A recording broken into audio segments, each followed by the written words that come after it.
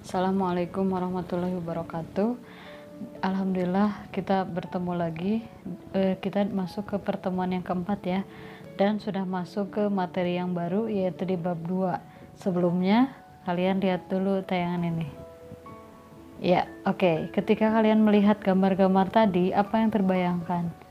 Pasti yang pertama di benak kalian satu, yaitu banyak ya. Kemudian yang kedua macam-macam. Kemudian yang ketiga ada hewan, ada tumbuhan. Betul ya. Nah, itu yang kalian lihat itu, inilah materi yang akan kita bahas hari ini, yaitu tentang keanekaragaman hayati.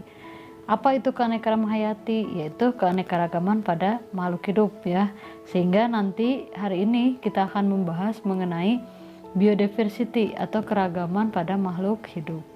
Nah, keanekaragaman pada makhluk hidup yang akan dibahas itu ada 3 hal. Yang pertama yaitu pengertian dan jenis-jenis keanekaragaman hayati. Yang kedua yaitu keanekaragaman hayati di Indonesia. Dan yang terakhir adalah klasifikasi keanekaragaman hayati. Supaya lebih cepat kita langsung mulai aja ya. Oke. Nah, kita harus tahu dulu apa itu keanekaragaman hayati.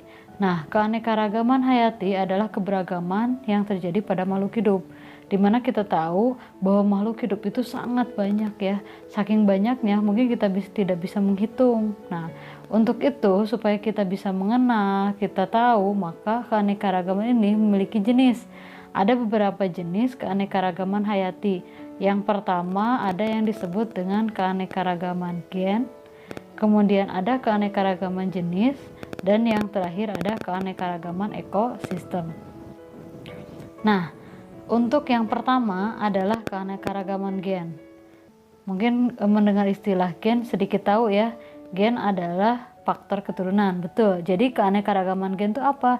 Yaitu keanekaragaman individu dalam satu jenis makhluk hidup.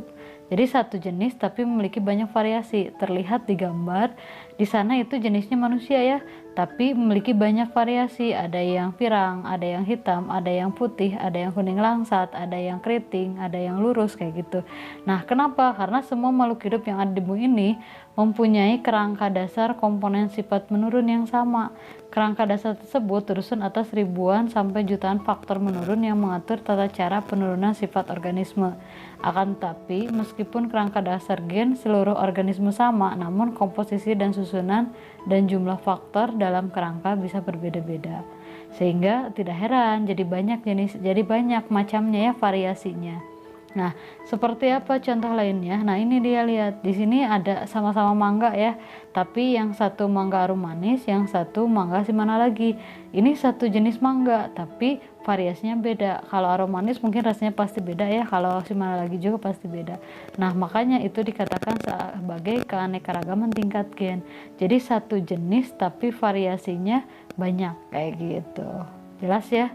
Nah, itu yang pertama adalah keanekaragaman tingkat gen. Next, kita yang kedua yaitu keanekaragaman tingkat jenis. Nah, kalau keanekaragaman tingkat jenis apa?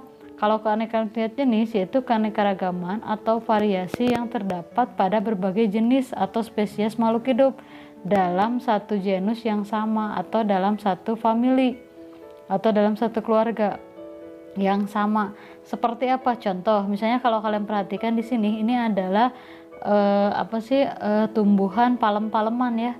Nah, si palem-paleman ini banyak macamnya, mulai dari kelapa, kemudian pinang, kemudian ada lontar, ada pinang merah, ada aren, dan kelapa sawit. Ini sama-sama tanaman palem-paleman tapi memiliki jenis-jenis yang berbeda ya. Tapi beda dengan tadi kalau gen. Kalau yang ini mah satu keluarga tapi beda-beda jenis gitu. Kalau yang tadi mah satu jenis tapi bervariasi. Kalau yang jenis keanekaragaman tingkat jenis mah satu keluarga tapi beda-beda jenis kayak gitu. Atau contoh lain misalnya ada burung gitu ya. Ada burung kakatua, ada burung bangau gitu, tapi masih satu keluarga yaitu burung-burungan gitu. Kita next ya. Nah, yang terakhir adalah keanekaragaman ekosistem. Nah, apa itu keanekaragaman ekosistem? Berarti keberagaman yang terjadi pada ekosistem. Di pertemuan sebelumnya Ibu menjelaskan bahwa ekosistem adalah hubungan timbal balik antara makhluk hidup dengan lingkungan. Nah, Keanekaragaman ekosistem ini akan terjadi ketika keanekaragaman tersebut terbentuk karena berbagai kelompok spesies menyesuaikan diri dengan lingkungannya. Kemudian terjadi hubungan yang saling mempengaruhi antara satu spesies dengan spesies lain dan juga antara spesies dengan lingkungan abiotik, yaitu misalnya seperti suhu, ya, udara, air, tanah, cahaya matahari dan kelembaban, serta lingkungan-lingkungan biotik, yaitu biotik itu yang makhluk hidup, hewan, tumbuhan, atau manusia ya. Nah, contohnya apa? Nah, di sini ada banyak. Nah, contohnya di sini ada ekosistem hutan, semak, perkebunan, terumbu karang, laut, danau. Nah, contoh misalnya hutan ya. Hutan di sana ada ekosistem biotik dan abiotik. Biotiknya apa? Biotiknya berarti ada tumbuhannya. Tuh lihat di sana. Nah, kalau abiotiknya apa? Ada udara, ada suhu ya, ada air. Nah, itu yang disebut dengan ekosistem. Oke. Nah, sampai sebegitu dulu pembahasan hari ini. Untuk lebih lengkap, kalau misalnya kalian kurang paham, seperti biasa bisa ditanyakan ke nomor yang ibu tulis di sini. Dan kalau misalnya kalian ada beberapa pertanyaan, silahkan tanyakan. Dan jangan lupa lihat classroomnya ya. Silahkan dikerjakan tugasnya dan dikumpulkan tepat pada waktunya. Terima kasih, selalu semangat. Wassalamualaikum warahmatullahi wabarakatuh.